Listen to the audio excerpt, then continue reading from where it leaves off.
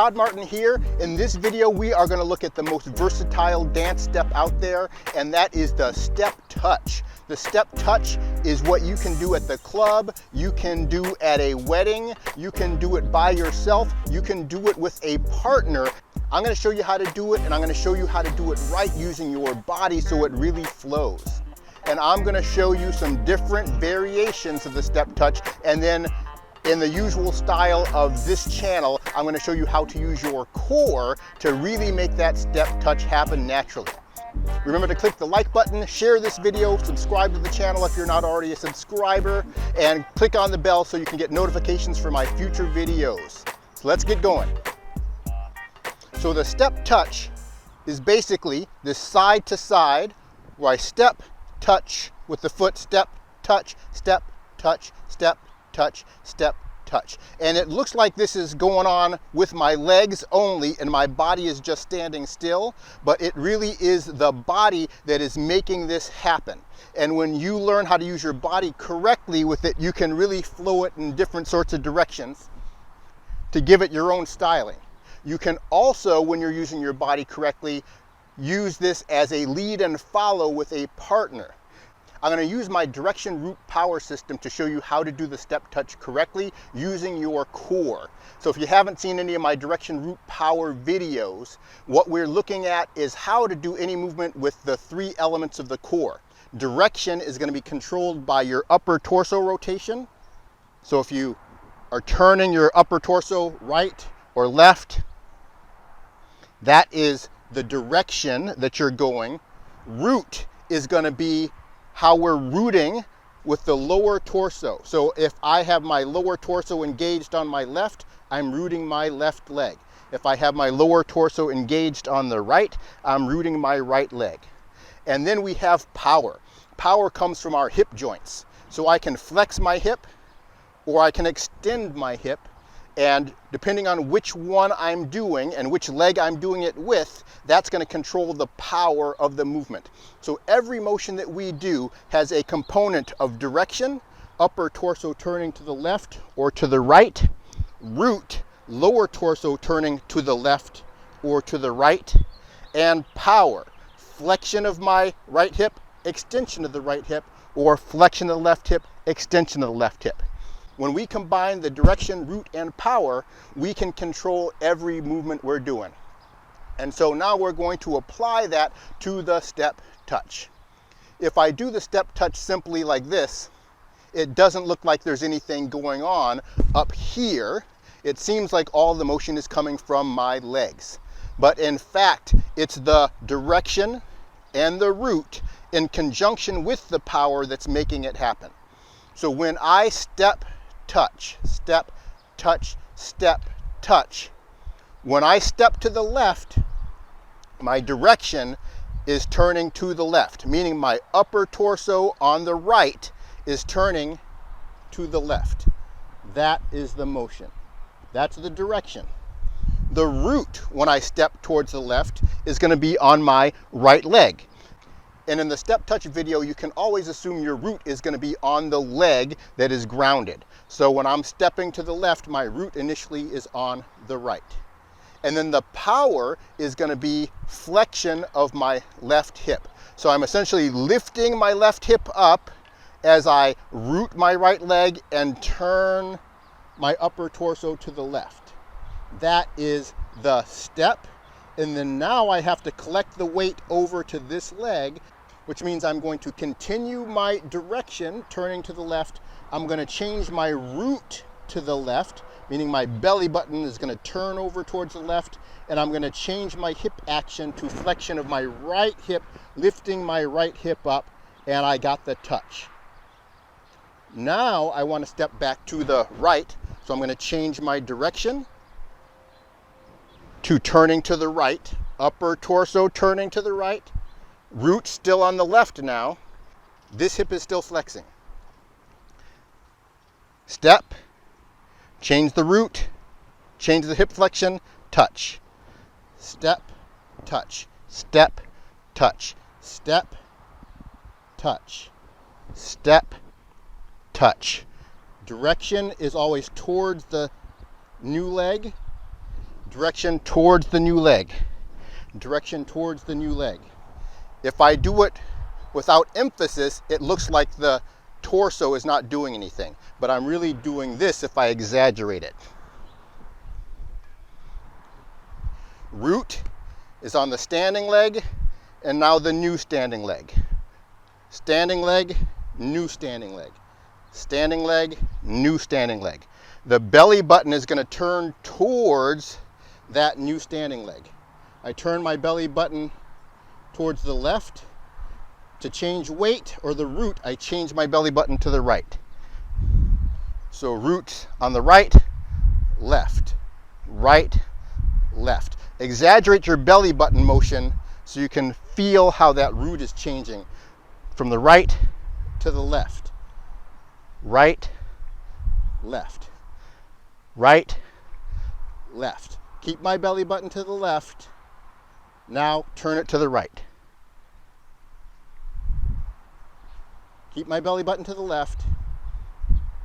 Belly button still to the left. Now belly button goes to the right. That releases this leg from the ground and changes my weight, or the root, to the right leg.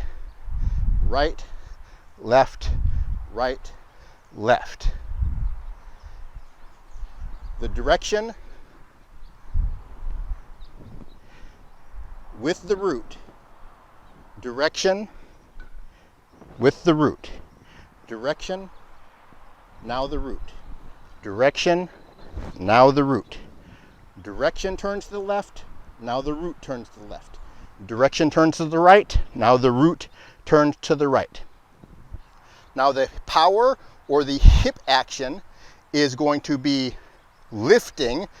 So that's flexion. I'm flexing my left hip. I'm flexing my left hip as I turn the direction. Now to change weight fully, I'm going to lift or flex my right hip to change weight and do the touch. Now I'm going to step to the right, flexing my right hip.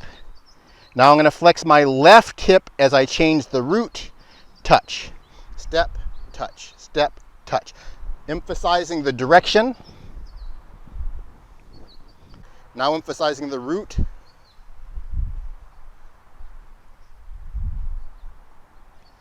Now I'm going to emphasize the hip flexion, power. Flexion, flexion, flexion, flexion. Flexion of the left hip, flexion of the right hip. Flexion of the right hip, flexion of the left hip.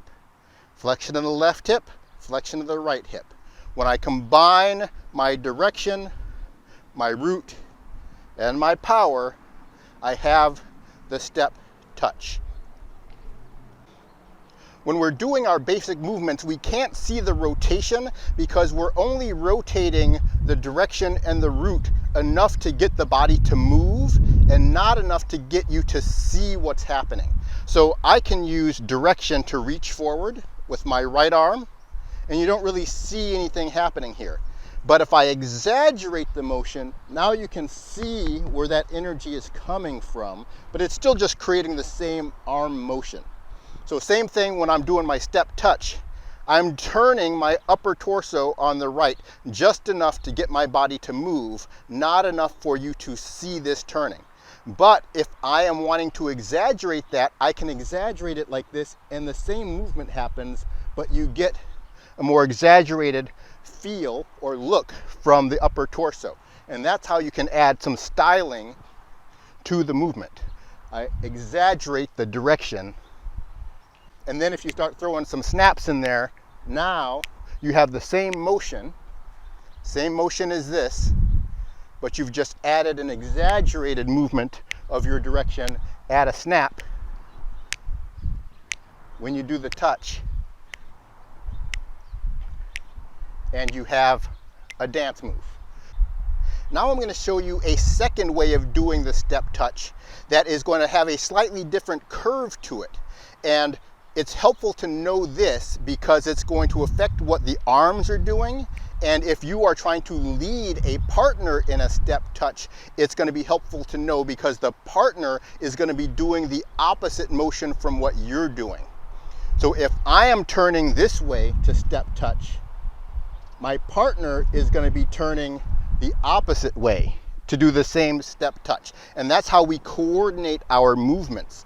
Because when I dance with somebody, when I'm turning forward on my right side, she is also going to be turning forward on her right side, filling the gap that I'm creating when I turn forward on this side. So we are creating a full circle. When I turn forward on my left, my partner will be turning forward on her left, filling this space. So the next way of doing the step touch is to turn towards your standing leg, or that rooted leg, keeping the root here, and then change my root and touch this way. Now I'm going to turn towards the standing leg, now change the root. Turn towards the standing leg and change the root.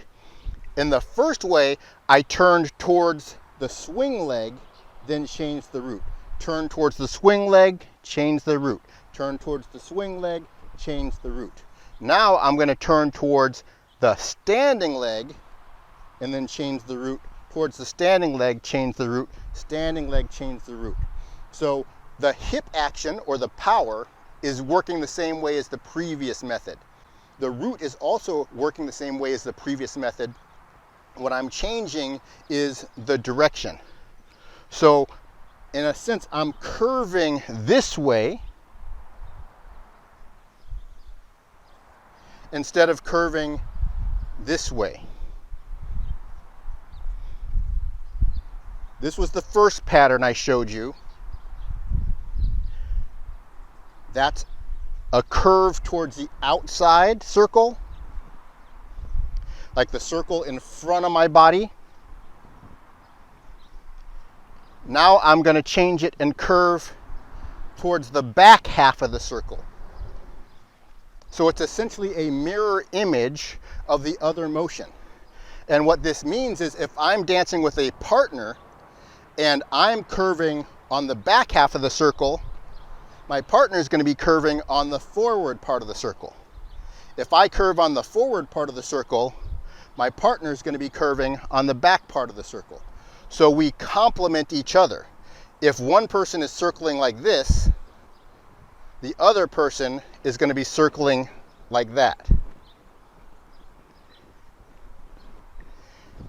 When I'm dancing by myself, it affects what the arms are doing. So if I'm curving on the front half of the circle, I can do that motion. My arm comes across towards the swing leg, exaggerating that upper torso rotation. Now if I do the other curve, I'm doing the opposite motion.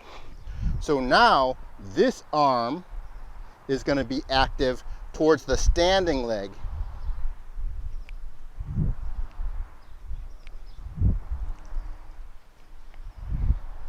So now I have the opposite curve. So when I'm curving on the front half of the circle, my arm is curving on the front half of the circle, guided by my direction of upper torso rotation. Moving in front of the body, the curve is going like this. And so my arms are following that circle.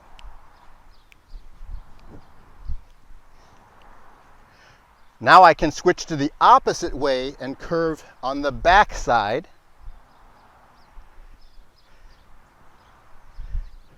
And that's going to give you a different feel. So this is the back half circle. See how I'm turning towards the previous standing leg, turning towards the previous standing leg,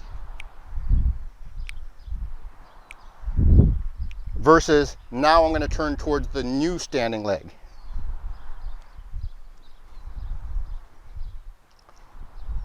Now let's show you how you can put a little back into this and add some extra emphasis on that touch. When I do the touch, I'm turning my upper torso to the left in the front. I'm also going to add a turn to the left from my upper back. And that's going to give a little extra emphasis. Turn, touch.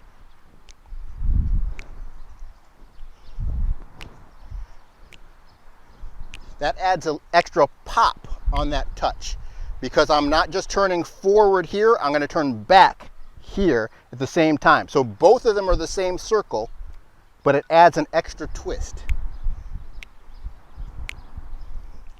If I really do that, emphasize, now I'm doing the Carlton.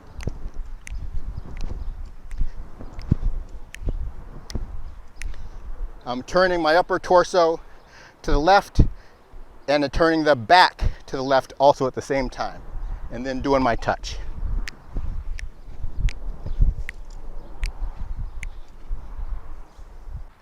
Now I'm going to show you how to do the step touch when you are leading and following.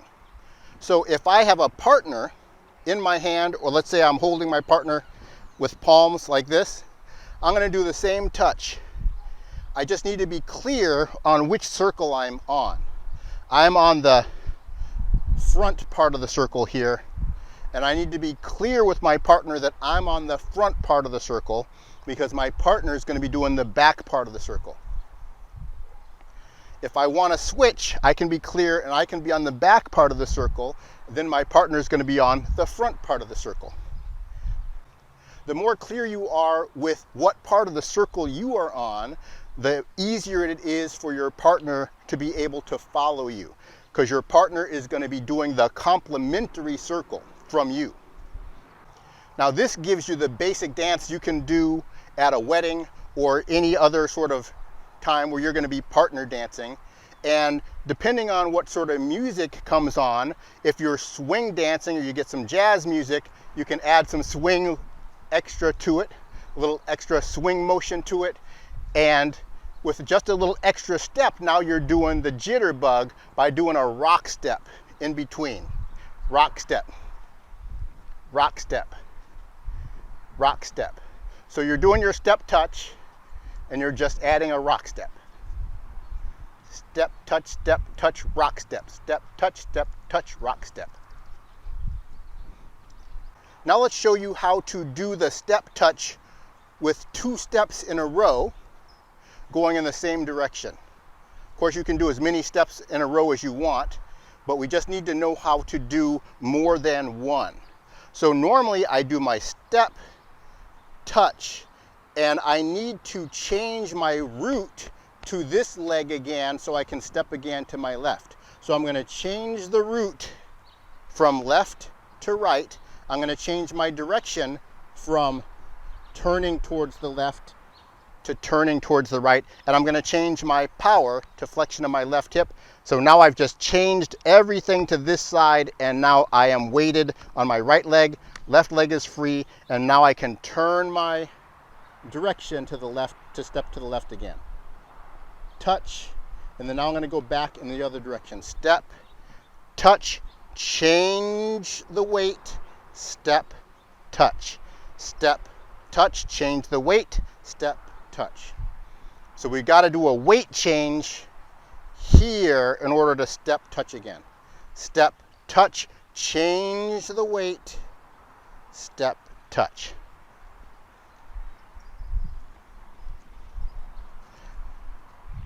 Now you can just put your little emphasis on it, however you want to embellish that. You can be on the outside of the circle, or you can be on the inside of the circle.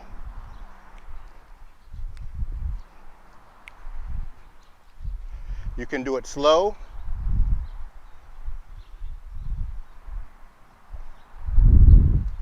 or you can do it fast.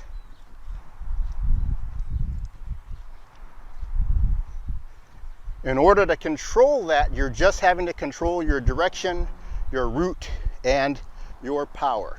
And it tells you exactly where to go. And when you do this, you can now apply this to different dances like jitterbug, where I'm step touching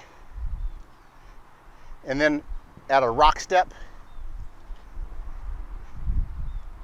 You could add this to Zydeco dancing, where we're going to do 2 step touches in a row.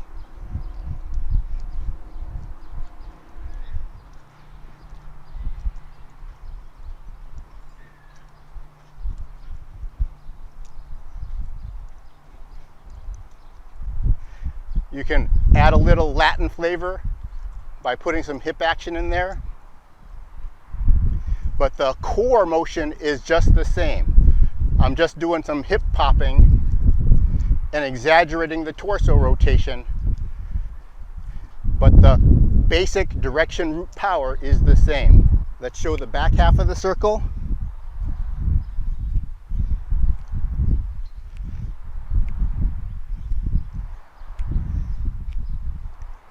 Now I'm going to switch up to set up the forward half of the circle.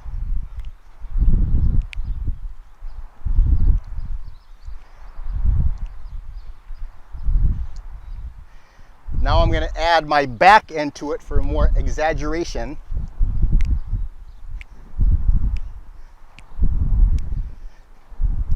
And then I'm going to calm it down again. Now I'm going to do repeated 2 steps. 2 steps. Now I'm just going to add a little hip action in there. That hip action is just popping my hip. I'm just doing a little exaggerated action, but the core elements are the same.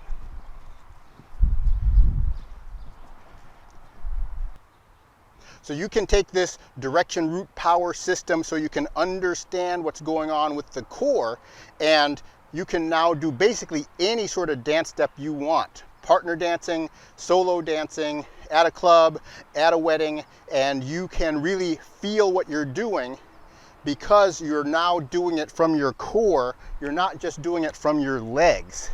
When you do it from your core, you can switch things up however you want to the feel of the music. Whether it's soul music, whether it's Latin music, whether it's swing music, the steps are all the same. It's just how you put the emphasis on the beat, or how you exaggerate the feeling of the body to match the music that you're dancing to. So it's a really great way to learn how to dance, learn how to interpret different types of music, all with the same step, that same step touch. If you can do that, you can get out there and do anything by yourself or with a partner. So thanks for watching. Have a great day.